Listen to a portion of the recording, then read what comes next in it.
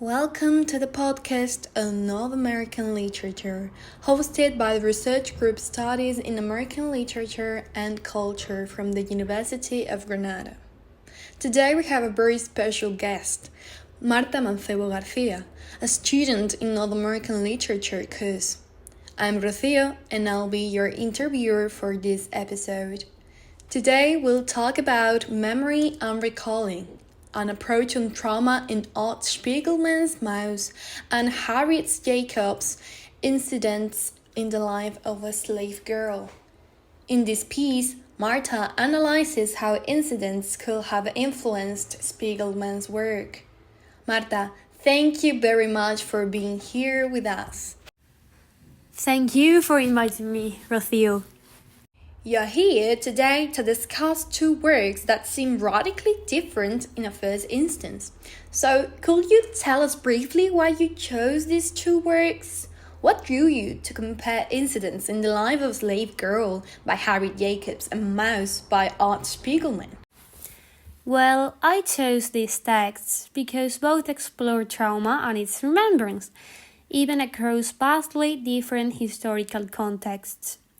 Each work has been extensively examined in isolation, yet the direct or indirect influence of incidents in Maus, particularly in terms of how they construct and mediate trauma, has never been discussed before. My essay is based on a cross-historical and cross-cultural approach, aligning what are arguably the two most catastrophic traumas of modern Western history, slavery and the Holocaust, remembered and transmitted across generations and genres. Oh wow, that's such an interesting approach. But for our audience that may not know these books, could you tell us a bit more about each of them? Sure. Incidents in the Life of a Slave Girl is one of the first slave narratives by a black woman herself. As Jean Fagan Yellin, who dedicated her life to study this work, observes, committing herself to freedom, Harriet made her life representative of the struggle of liberation. This text doesn't just recount slavery as a historical fact, but explore its deep physical scars, especially the gender trauma, highlighting the sexual exploitation and the brutalization suffered by black women. On the other hand, Maus is a multi-layered narrative which, through the medium of the graphic novel or comic, tells the story of Spiegelman's father during the Holocaust and the consequences in their immediate present during the 80s in the United States. It does not only explore the trauma of the Holocaust, but also the anxieties of the inherited memory of second-generation survivors, portraying Jews as mice and Nazis as cats is an allegorical yet starkly realistic narrative. That's fascinating. Let's now focus on the core of your analysis. What are the formal connections you found between these texts?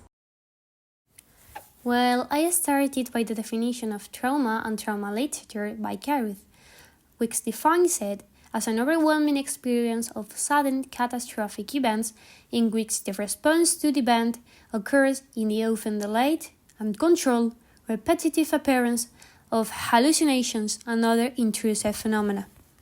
Both Jacobs and Spiegelman use fragmented narratives and shifts between present and past as formal strategies to articulate trauma.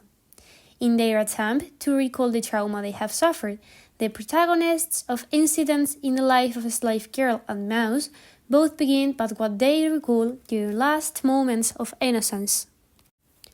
In Incidents, Jacobs opened with the line, "I was born a slave, but I never knew it till 6 years of happy childhood had passed away." This immediately drew the reader into an interplay between remembrance and reflection. She starts her story from her childhood, the moments before the trauma occurred, which are significantly easier to recall. Similarly, in Maus, Bloodek shifts between recounting the terror of the Holocaust and moments with his son Art. This technique mirrors the trauma of remembrance itself. The story begins then with Bloodek's life before the war, before his life changed forever. In this case, Vladek's experience during the Holocaust is guided not only by his own attempts to write it as an incident, but by the questions, comments, and drawings of his son Alt Spiegelman, author of the comic. That's a compelling point. Could you give us an example from incidents that illustrates more about the shifts and fragmentation in the narratives? Absolutely. In chapter 29, Linda recounts hidden in a tiny attic space for nearly 7 years. She says, "I hardly expect that the reader will credit me when I affirm that I lived in that little dismal hole, almost deprived of light and air, and with no space to move my limbs for nearly 7 years." Here, the intrusion of the narrator's voice, interacting with the reader to explain the consequences, interrupts the narrative and reaffirms her trauma. There is also a jump of those 7 years where she was trapped, and the trauma is better explained by the ellipsis, since it is too hurtful to describe in much detail. And how about a mouse? In Mouse, the interruptions are even more potent. At the end of chapter 5, for instance, Vladek erupts in grief and despair when recalling Anya's suicide and stopped the storytelling. It was a trauma compounded by his experience in the Holocaust. He admits he was so depressed after her death, and the memories of the Holocaust only aggravated his state.